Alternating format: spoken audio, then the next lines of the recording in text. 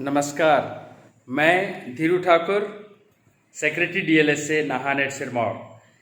हमारे learned panel lawyers, local members of the bar, हमारे learned magistrates के अलावा जितने भी स्टेशन हेडक्वार्टर ऑफिसर यानी एसएचओ यानी पुलिस वाले हैं, हमारे जितने भी पैरालीगल वॉलेंटियर्स हैं, हमारे पंचायती राज इंस्पेक्टर्स हैं, जनरल पब्लिक हैं, सिविक सोसाइटी है, आज मेरे साथ ये जो क्रिमिनल प्रोसीजर कोड का चार्ट है, इसके केवल एंटीसिपेशन ये जो वर्ड है इसको जानने की कोशिश करेंगे। और D K Basu, Joginder Singh, Arinesh, Priyanka, Lalitha, 41 capital A B C D CrPC 2009 की अमेंडमेंट्स, ये चेकलिस्ट, ये रिमांड, ये किसी भी सिविक सोसाइटी में आपके पड़ोसी को, आपको कोई रोड एक्सीडेंट हो जाता है, कोई झगड़ा हो जाता है, या केवल शक की बिना पर जब आपको पुलिस वाले बुला लेते हैं तो अरेस्ट करने से पहले, अरेस्ट करने के वक्त और अरेस्ट करने के बाद, रिमांड के दौरान आपके क्या क्या कानूनी अधिकार हैं, क्या इन सबको वर्नाक्यूलर में, हिंदी में हर थाने में डिस्प्ले बोर्ड में लगाना मैंडेटरी है, क्या ये कंप्लायंस बतौर सेक्रेटरी एक जुडिशियल ऑफिसर सबसे ले रहा है। आज इन चीजों के बारे में हम ये वीडियो और इंटरेक्शन करेंगे। कोरोना के दौरान, ऑनलाइन इंटरेक्शन के दौरान मैं आपको सबसे पहले इस ले जाना चाहता हूं इस एंटीसिपेशन में। Chapter 10 maintenance of public tranquillity 129 to 148, security proceeding 10 नंबरी, आपने एक मूवी देखी होगी। चैप्टर 8 10 नंबरी, यानी कि कुछ लोग 10 नंबरी होते हैं सोसाइटी में, शक की बिना पर उनसे बॉन्ड लिया जा सकता है 106 से 124। प्रिवेंटिव अरेस्ट 149 to 153, यहां पर आप एक पुलिस वाले को देख सकते हैं, यहां और क्लियर है, तुम्हें पहले तो यहां कहीं नहीं देखा। पुलिस वाले को अधिकार है, राइट है, पावर है पुलिस एक्ट में, हिमाचल प्रदेश पुलिस एक्ट में, सेंटर के पुलिस एक्ट में, और सस्पेक्ट के पास भी कॉन्स्टिट्यूशन में आर्टिकल 22, आर्टिकल 20 में कुछ अपने अगेंस्ट ना बोलने का अधिकार है, अरेस्ट होने पर वकील का अधिकार है, अरेस्ट होने पर किसी को बताने का अधिकार है, पुलिस वालों से जानने का अधिकार है कि बेलेबल ऑफेंस है, मुझे क्यों बुलाया गया है, मैंने क्या ऐसा कर दिया कि मुझे यहां बुलाया गया है, और मुझे अरेस्ट जो करोगे तो आप हैंडकफ नहीं कर सकते। ये सब अधिकार हमारे देश ने इसको भी दिया है, क्योंकि अल्टीमेटली एफआईआर दर्ज होने के बाद ये हमारे जजेस पे होता है कि वो कौन से ट्रायल करके उसको सजा दे। ये काम एग्जीक्यूटिव का नहीं है, और यही सारे सेफगार्ड पे आज हम आप लोगों से मुखातिब होंगे। जी हाँ, मैं अपने एसएचओज जितने भी सिरमौर डिवीजन के हैं उनको ये दिखाना चाहता हूं reminder, section 41A to 41D CrPC जो 2009 में अमेंड हुआ, डीके बासु, जोगिंदर सिंह, अरिनेश की गाइडलाइंस को फॉलो करते हुए, लेकिन उसके बावजूद अभी तक हमारे एसएचओज ने डिस्प्ले बोर्ड की कोई कंप्लायंस नहीं भेजी कि ये लगाया कि नहीं। ये वर्नाक्यूलर में 3 स्टेज में, अरेस्ट होने से पहले, अरेस्ट होते वक्त, अरेस्ट होने के बाद की बातों को हिंदी में लगाना है। इसके बाद हम चेकलिस्ट को समझेंगे। 10 मिनट का वीडियो होगा, हमारे साथ कोऑपरेट करें और जानें क्या क्या लगाना है। इस वीडियो के तहत भी इसको लाइक करें, सब्सक्राइब करें, वायरल करें। 137 करोड़ की आबादी, आप लॉ ग्रेजुएट हैं, आप पढ़े लिखे हैं, आपको लगता है ये अधिकार तो बड़े सिंपल हैं, मगर सावधान इंडिया, क्राइम पेट्रोल और फिल्में हिंदी देखकर आपको पता लगेगा कि नहीं, अभी भी। कल हमने इंटरनेशनल लिटरेसी डे मनाया, लेकिन लिटरेसी, लीगल लिटरेसी बहुत कम है इस देश में।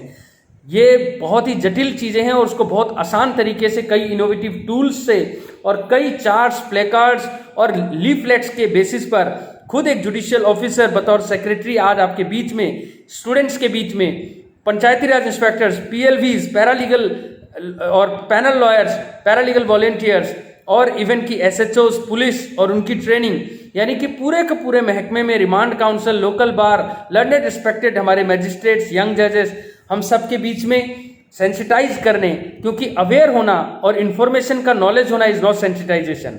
इंफॉर्मेशन को गैदर करना इज नॉलेज, उसको अप्लाई करने के लिए विजडम चाहिए, और वो आता है जामवंत के रोल में। अगर हम आपको सेंसिटाइज कर पाएं, आपको बता पाएं कि इस देश में 68% फॉल्स अरेस्ट है, रॉन्गफुल अरेस्ट है 220 इंडियन पिनल कोड में, लेकिन आज तक किसी पुलिस वाले को रॉन्गफुल अरेस्ट के लिए कोई भी जेल या सजा, बहुत कम, रेयर आपने देखा होगा।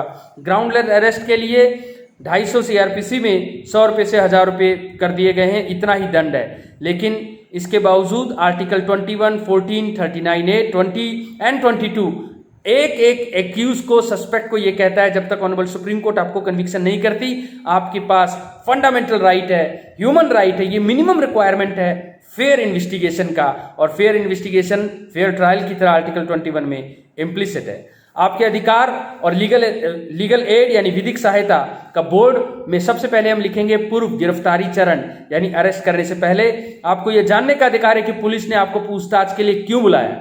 दूसरा, आपको यह भी जानने का अधिकार है कि पुलिस क्या सोचती है कि आपने क्या किया है। तीसरा, अगर कोई चीज आपको सेल्फ इंक्रिमिनेटरी यानी दोषारोपण वाला लगता है, तो दोषारोपण वाला जो आपको ही फंसा दे, ऐसी बात पुलिस के आगे सेक्शन 25 से तो हिट होती है 25 भारतीय साक्ष्य अधिनियम 1872 यानी इंडियन एविडेंस एक्ट। लेकिन इसके अलावा आर्टिकल 20 के 3 में भी आपको यह अधिकार दिया है।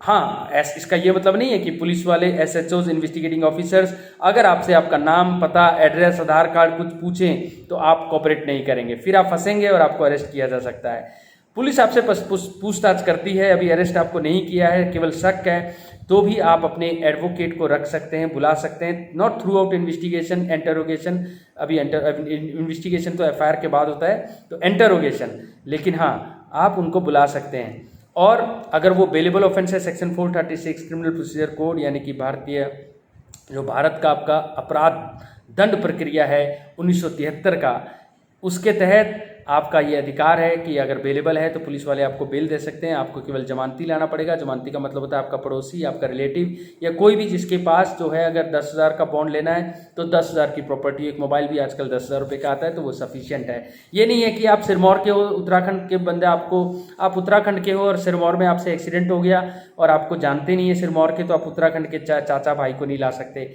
उनको भी लाया जा सकता है। वो भी नहीं लाते तो सेक्शन 445 CRPC में आप कैश यानी कि 10,000 रुपये कैश या 5,000 रुपये कैश देकर भी आप जमानत ले सकते हैं। ये पैसा आपको वापस हो जाता है, बस बिना ब्याज के वापस होता है। 445 CRPC। गिरफ्तारी चरण, जब अरेस्ट आपको करते हैं तो आपके अधिकार है कि उस समय भी एक एडवोकेट साहब आपके साथ खड़े हो सकते हैं। और किस आधार पर आपको गिरफ्तार किया जा रहा है, और जमानत में सेक्शन 436 लग रहा है, 437 लग रहा है, लर्नेड मजिस्ट्रेट आपको बेल देंगे या फिर आपको लर्नेड सेशन जज साहब या स्पेशल जज साहब देंगे, ये सारी बातें जानने का आपका अधिकार है। गिरफ्तार और हिरासत कहाँ पर की गई है, पहली बार कब अरेस्ट किया, ताकि 24 घंटे कैलकुलेट कर सकें, उसके बियॉन्ड पुलिस वाले आपको नहीं रख सकते।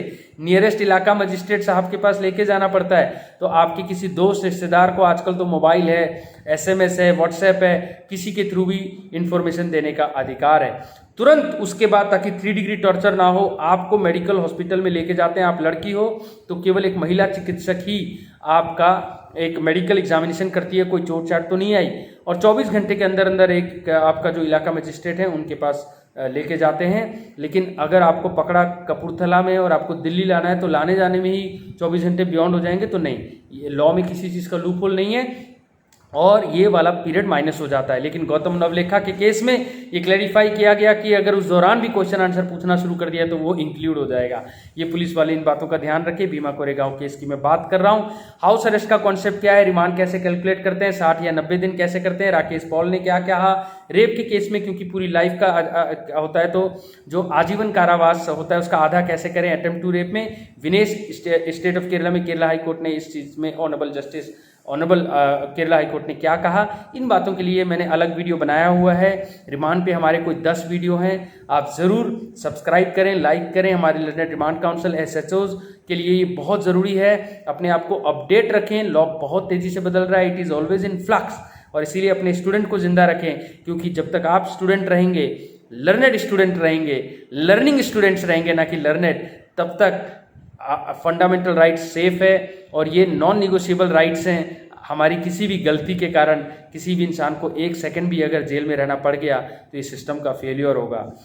रिमांड के स्टेज में गिरफ्तार व्यक्ति को रिमांड के दौरान वकील द्वारा प्रतिनिधित्व का अधिकार है। एडवोकेट साहब उनको रिप्रेजेंट कर सकते हैं। यदि आपको मनपसंद वकील आप नहीं कर सकते, आप अपने मर्जी से पैसे देकर आप कोई वकील नहीं कर सकते, तो इसका ये मतलब नहीं आपको न्याय नहीं मिलेगा। जी हाँ, 75% इस देश में लगभग अप्रोक्सीमेटली न्याय फ्री है। लेडीज़ के लिए, इन पर्सन कस्टडी के लिए, बच्चों के लिए, और शेड्यूल ट्राइब, कोरोना के डिजास्टर या कोई और डिजास्टर, सीनो कैप यानी कि child in need of care and protection के लिए फ्री न्याय है। आपको रिमांड काउंसिल का एक पैनल लॉयर में से हम आपको देंगे और वो आपके पूरे राइट्स को देगा। आपको उसको 1 पैसे देने की जरूरत नहीं है। वो पैसा देने का काम सेक्रेटरी एज ए कस्टोडियन करता है। DLSA सिरमौर का मैं बतौर सेक्रेटरी आपको ये बात कह रहा हूँ ताकि आप एश्योर रहें। और हमारे एडवोकेट साहब जितने भी हमारे रिमांड काउंसिल साहब हैं उनके डेकोरम डिग्निटी का ध्यान रखें और उनके साथ कोऑपरेट करें। और फ्री लीगल एड कभी फ्री नहीं होता, ये टैक्स पेयर का पैसा है और ये कॉम्पिटेंट फ्री लीगल एड का हम आपसे वादा करते हैं।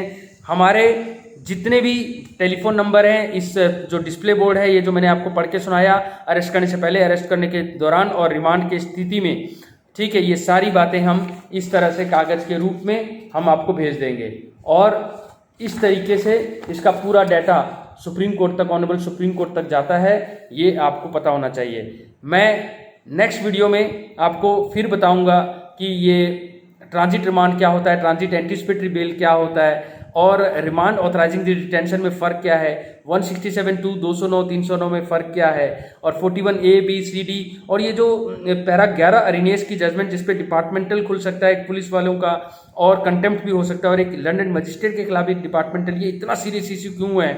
और संजय चंद्रा दाताराम की बेल जूरिस्प्रूडेंस क्या बोलती है, सिद्धार्थ म्हात्रे में या गुरबख्श सिंह सिबिया में या जो अग्रवाला की जजमेंट आई थी, उस जजमेंट में आपको एंटीसिपेटरी बेल पे ऑनरेबल सुप्रीम कोर्ट ने सुशीला अग्रवाला में क्या कहा, 41(1) के B का 2 का चेकलिस्ट का कॉन्सेप्ट क्या है और लंदन मजिस्ट्रेट रिमांड के समय अगर आपका चेकलिस्ट पूरा ना हो तो क्या देयर एंड देन पर्सन को रिलीज कर सकते हैं। ये रिलीज की पावर SHS को 169 में थी, ये पावर अब मजिस्ट्रेट्स को भी है, वो आगे बढ़ते ही नहीं है, रिमांड ऑन मेरिट सुनते ही नहीं है। क्या ये बातें भी हैं? जय हिंद, मिलते रहिए, नेक्स्ट वीडियो का इंतजार करिए, लाइक कीजिए, सब्सक्राइब कीजिए, फिर मिलते हैं। आज हिमालय डे है तो हम हिमालय डे पे भी वीडियो बनाएंगे और आपसे मुखातिब होंगे।